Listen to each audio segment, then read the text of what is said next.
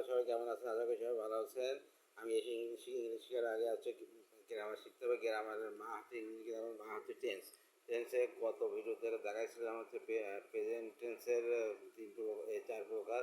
সেটা হচ্ছে আপনাদের প্রেজেন্ট পারফেক্ট টেন্স হচ্ছে তিন প্রকার: প্রেজেন্ট, পাস্ট আর ফিউচার। প্রেজেন্ট টেন্সের তিনটি অংশ করাইছিলাম। এটা হচ্ছে present indefinite tense, present continuous tense এবং প্রেজেন্ট পারফেক্ট টেন্স। এই করেছিলাম। আরেকটা হচ্ছে প্রেজেন্ট পারফেক্ট কন্টিনিউয়াস টেন্স। আচ্ছা, যে টেন্স দ্বারা কোনো কাজ করার পূর্বে বর্তমানে চলতেছে বোঝায় তাকে প্রেজেন্ট পারফেক্ট কন্টিনিউয়াস টেন্স বলে। বাংলায় চিনিবার উপায়: বাংলা ক্রিয়া শেষে তেসো, তেসি, তেসে, তেসো, তেসেন, সসো, সি, সিনসেন ইত্যাদি যে কোনো একটি উল্লেখ আছে, তার সাথে সময়ের উল্লেখ আছে, সময়ের উল্লেখ। আর হচ্ছে আপনার কন্টিনিউয়াস: তেসো, খাইতেছো, খাইতেছেন, খাইতেছেন ইত্যাদি। কিন্তু অনেক সময় পারফেক্ট কন্টিনিউয়াস সময়ের উল্লেখ থাকে না, তখন দুইটি কাজের উল্লেখ থাকে। তার মধ্যে যে কাজটি বর্তমান চলেছে এই যে বোঝায় প্রেজেন্ট পারফেক্ট কন্টিনিউয়াস টেন্স এবং বাকি অংশ প্রেজেন্ট ইনডিফিনিট এবং ফিউচার টেন্স হয়। Structure: subject plus have been বা হ্যাজ বিন মূল ভার্বের সাথে আইএনজি এবং এক্সটেনশন। তারা 2 ঘন্টা যাবৎ ফুটবল খেলিতেছিল। They have been playing football for 2 hours.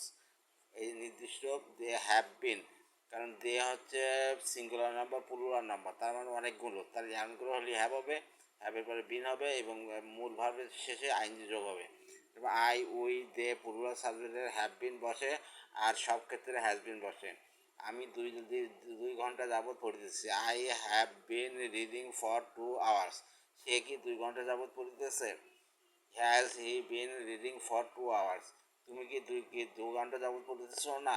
Have not you been reading for 2 hours. সে আসবার পূর্বে আমি পড়িতেছি। I have been reading before he comes বা he will come. Present perfect কন্ডিশনের ক্ষেত্রে ব্যাপক সময়, পিরিয়ড সময় পূর্বে ফর এবং নির্দিষ্ট সময় পয়েন্ট অফ টাইমের পূর্বে সিন্স বসে।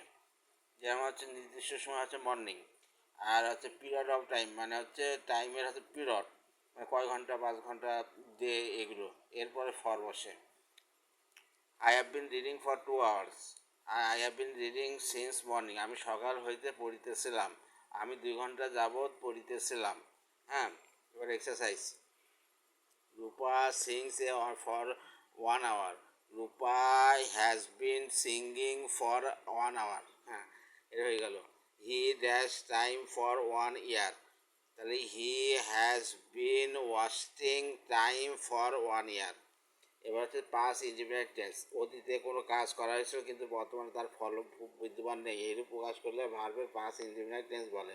বাক্যের শেষে ছিল, ছিলা, ছিলে, ল, লাম, লে, লেন, ত, তাম, তে, তেন ইত্যাদি যে কোনো একটি যুক্ত থাকে এবং করেছিল, করিয়াছিল, করিয়াছিলাম, করিয়াছিলাম, করেছিল, করিয়াছিলে, করিয়াছিলেন, করিয়াছিলেন, করিয়াছিলাম, পড়িলেন, পড়িতে, পড়িতেন ইত্যাদি। যেমন সাবজেক্ট প্লাস মূল ভার্বের পাস্ট ফর্ম ভার্ব এবং প্লাস এক্সটেনশন। আমি স্কুলে গিয়েছিলাম। I went to school. Go went গান। হ্যাঁ, গো ওয়েন্ট গান। ওয়েন্ট হচ্ছে পাস্ট টেন্স, পাস্ট ফর্ম। সে এসেছিল, হি কেম। সে কি এসেছিল? ডিড হি কাম। যখন পাস্ট ইনডিফিনিট টেন্স যুক্ত কোনো সেন্টেন্সের মূল ভাব থাকে না তখন ওয়াজ, ওয়ার, হ্যাড মূল ভাব হিসাবে ব্যবহৃত হয়। কর্তা নিজের এই হচ্ছে সাহায্যকারী ক্রিয়া। হ্যাঁ, কর্তা নিজে কোনো উপস্থিত থাকা বা না থাকা অবস্থায় কর্তার পরে ওয়াজ, ওয়ার এবং আর কর্তার অধীনে কোনো জিনিস ছিল বা না ছিল বোঝাতে মূল ভাব কর্তার পরে হ্যাড বসে। যেমন আমি গতকাল সবাই উপস্থিত ছিলাম। I was present in the morning yesterday. Yesterday হচ্ছে পাস্ট টেন্স। হ্যাঁ, ওই এস্টারডে থাকলে হচ্ছে পাস্ট ইনডিফিনিট টেন্স হবে। তারা গতকাল সবাই উপস্থিত ছিল না। They were not present in the meeting in the yesterday. তার একটি কলম ছিল। He had a pen. এবার হচ্ছে দি পাস ইনভেন্টেন্সেস করা। এ হচ্ছে রুনা ক্যারস a bat. Runa caught a bat. Runa caught a bat. ক্যারসের পাসওয়ার্ড হচ্ছে কট। এই পাস ফর্ম হচ্ছে কট। Runa caught a but. বাকিগুলো আপনারা করে নেবেন। বি হচ্ছে সিম্পল পাস্ট টেন্স।